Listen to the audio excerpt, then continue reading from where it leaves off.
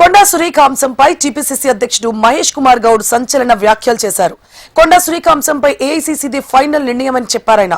కొండా మురళి కలుస్తానంటే భేటీకి సిద్ధంగా ఉన్నట్లు తెలిపారు. భూభారతిపై ఉనికి కోసమే బీజేపీ ఆరోపణలు చేస్తోందన్నారు. బీఆర్ఎస్ ఏ ఆరోపణలు చేస్తే బీజేపీ అదే ఆరోపణలు చేస్తోందని, ఆ రెండు పార్టీలు ఒక్కటేనని ఆరోపించారాయన. మంత్రివర్గ పునర్వ్యవస్థీకరణపై అధిష్టానం ఏ నిర్ణయం తీసుకున్నా స్వాగతిస్తామని మహేష్ కుమార్ గౌడ్ అన్నారు. పాటు పార్టీ నిర్మాణం కోసం పనిచేస్తా ఉన్నాం.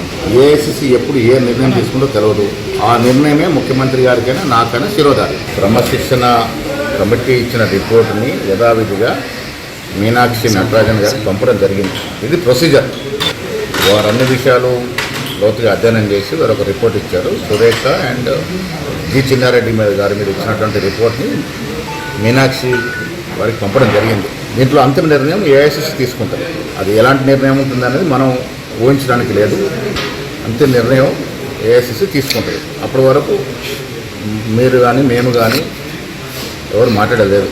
ముఖ్యమంత్రి గారు కూడా దీన్ని స్పష్టం చేశారు. ఏఐసీసీ ఏ నిర్ణయం తీసుకుంటుందో దానికోసం వెయిట్ చేయాలి. బీజేపీ ఒక రోజు ముందు టీఆర్ఎస్ పార్టీ ఏ ఆరోపణ అయితే చేస్తుందో ఆ మరుసటి రోజు అదే ఆరోపణ బీజేపీ చేస్తుంది.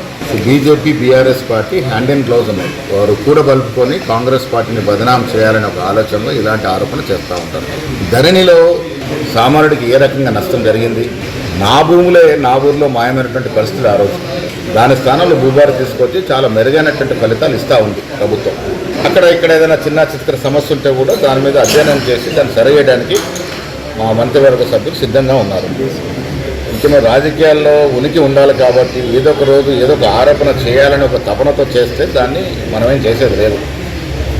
అన్ని విషయాలు కూడా కాంగ్రెస్ పార్టీకి ఒక స్పష్టత ఉంది. పేదవాడికి అన్యాయం జరగకూడదని ఒక తపనతోనే పనిచేస్తారు.